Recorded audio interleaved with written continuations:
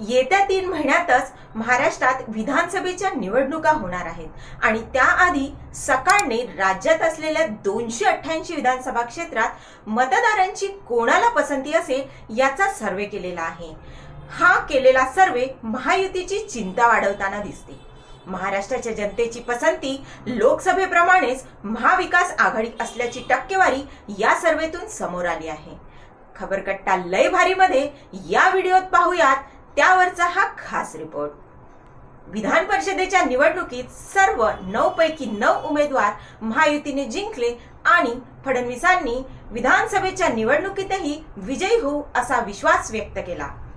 सकाळच्या या सर्वेनुसार सर्वात मोठा पक्ष म्हणून पसंती कोणाला तर भाजप 28.5% पहिल्या क्रमांकावर आहे। काँग्रेस 24% दुसऱ्या क्रमांकावर।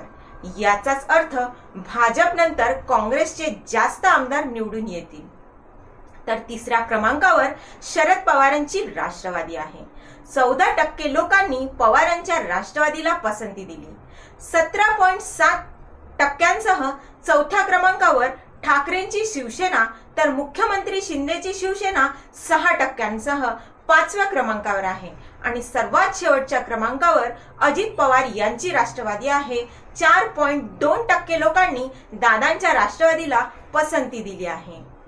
नुकताच झालेल्या लोकसभा निवडणुकीत महाराष्ट्राच्या जनतेने कौल महाविकास आघाडीच्या बाजूने दिला होता। सांगलीच्या विशाल पाटलांसह चंद्रपूरच्या प्रतिभा धानोरकरांसह 31 खासदार महाविकास आघाडीचे निवडून आले तर महायुतीच्या खासदारांची संख्या 17 वर आली। आता लढाई विधानसभा निवडणुकीची आहे।